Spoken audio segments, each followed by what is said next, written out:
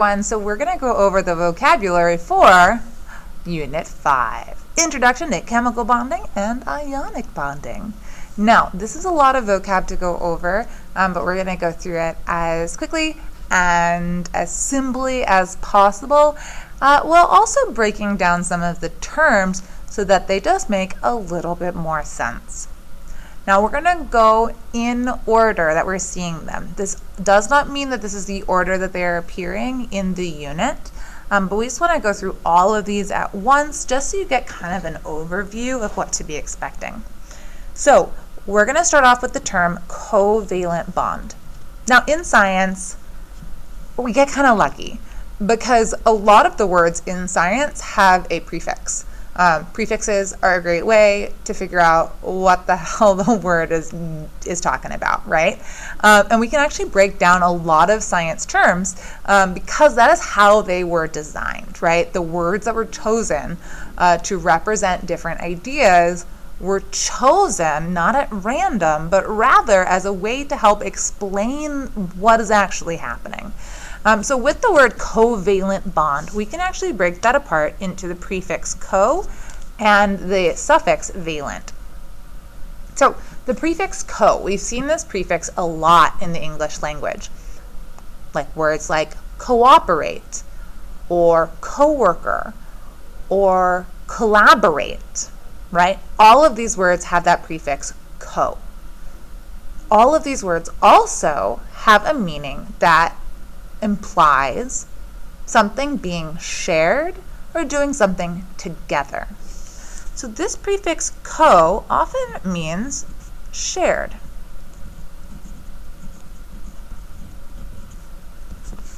Now I encourage you to be writing this part down just because, right, when you are practicing breaking apart words like this, let's get this a little bit more in focus. When you are practicing breaking apart words like this, why is this not in focus? All right, it will actually help you learn a lot more about the terms, right? There we go, we're in focus now. It's really important to practice breaking apart words like this, okay? That is how you get good at it. So next we're gonna look at valent. Valent. Now, valent should sound a lot like something else we've heard before. Valence electrons. Valence electrons. And it should sound like valence electrons because a covalent bond is a bond formed between two atoms via the sharing of valence electrons. Hence the word covalent. Shared valence electrons.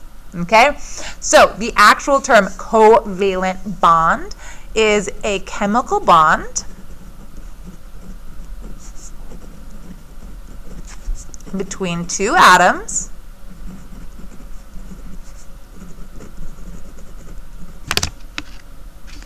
right, formed by sharing valence electrons.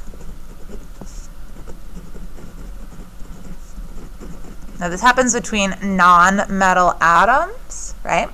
Because they have a high electronegativity, which we're going to talk about in a second. I don't know why this is deciding to not focus today, but we're going to get it. Now when I am talking about the idea of a bond, is a very similar meaning to when we're talking about a bond in just normal English, right? When we're talking about a bond in normal English, we are talking about a connection, something that holds two things together. Why is this not focusing today? It's the same thing in chemistry, right? A bond in chemistry is a connection that is holding two atoms together, all right? So when we're talking about a bond in chemistry, right, we're talking about the same thing.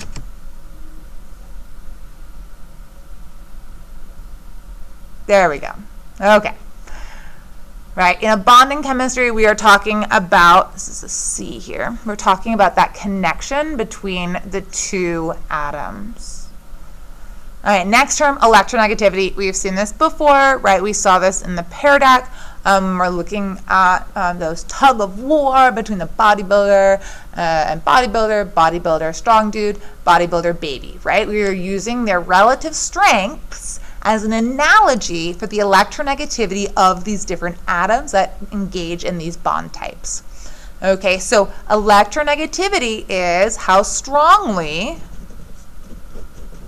this is a very simplified definition, how strongly an atom attracts electrons.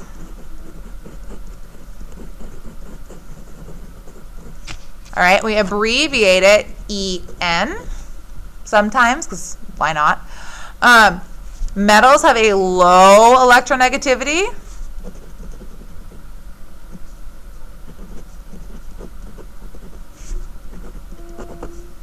And nonmetals have a high electronegativity.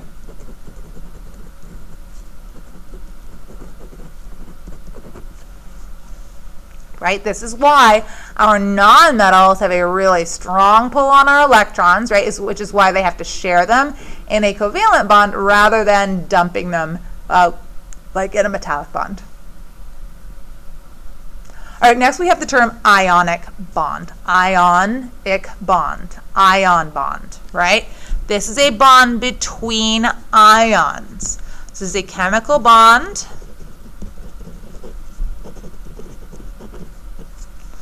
between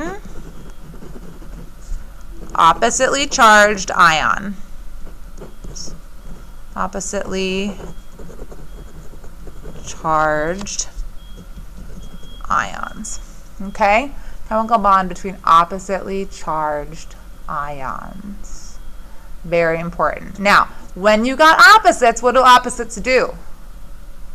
Hopefully your brain immediately said attract, right? Opposites attract. Just like in the atom when we have the positive nucleus and the negative electrons and they get attracted to each other, same thing here, right? You have your cation, positively charged, and your anion, negatively charged, and they get attracted to each other. So they are attracted through something called electrostatic attraction, right? They get stuck together, right? Because they have opposite charges. All right, so next we have ionization energy. Now, looking at this term, you might get a little like, ooh, what is that? Well, we know it has something to do with energy, right? Because then, you know, you got to put some energy into making this happen. And we know it has something to do with ions. Now, anytime you say ization, usually it means like becoming something. And so this term is actually the energy required for something to become an ion. Ionization. Ionization, right? Like the only word I can think of right now is colonialization, right? Not a great word. The colonialization is like the process of becoming a colony, right? When a empire invades another land and says, hey, you're part of us now, right? That's the colonialization, is the process of becoming a colony. Ionization is the process of becoming an ion and the amount of energy required to do that. So therefore, ionization energy. So this is the energy required to remove an electron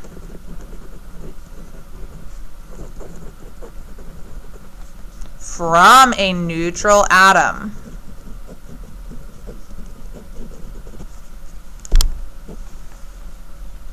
Okay. Now, this is only removing an electron. This is not adding an electron. This is only the energy required to become a positive ion. Metals have low ionization energies, meaning it's really easy to remove an electron and become a positive ion. Nonmetals have a very high electronegativity, therefore, it's damn hard to take an electron off, meaning they don't become positive ions. They become negative ones by gaining electrons. So next we have a metallic bond. A metallic bond has the word metal in it, so hopefully you already guessed what kind of elements make a metallic bond. And if you thought metals, then you are correct. So this is a chemical bond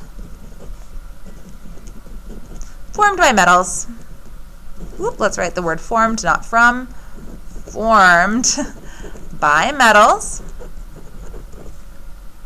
right? And in a metallic bond, because metals have low ionization energies and low electronegativities, meaning it doesn't take a lot of energy to remove the electrons because they have a really weak grip on their valence electrons, right? That metallic bond is formed by metals when they release their valence electrons to be shared throughout the substance.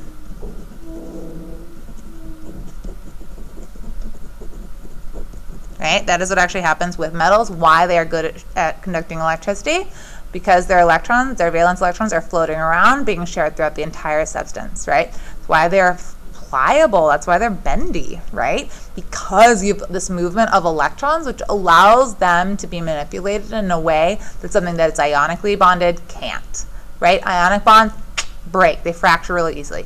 Covalent bonds, they are crap at conducting electricity because all of those electrons are trapped in between two atoms. In a metallic bond, those electrons are flowing everywhere, and electricity is the result of a flow of electrons. You can imagine that makes a lot of sense why metals are good at conducting electricity.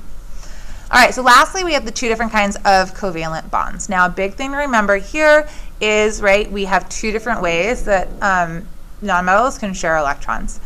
They can share them evenly or unevenly. Now, the way to remember the difference is this word polar. That will help, right? Something that has poles, it has opposites, right? On the Earth, we have the North Pole and we have the South Pole, right? You don't just have one pole by itself. It always has an opposite. And when something is nonpolar, it means it doesn't have an opposite. And that means that our electrons are shared equally. So this is a covalent bond in which electrons are shared equally between the two atoms.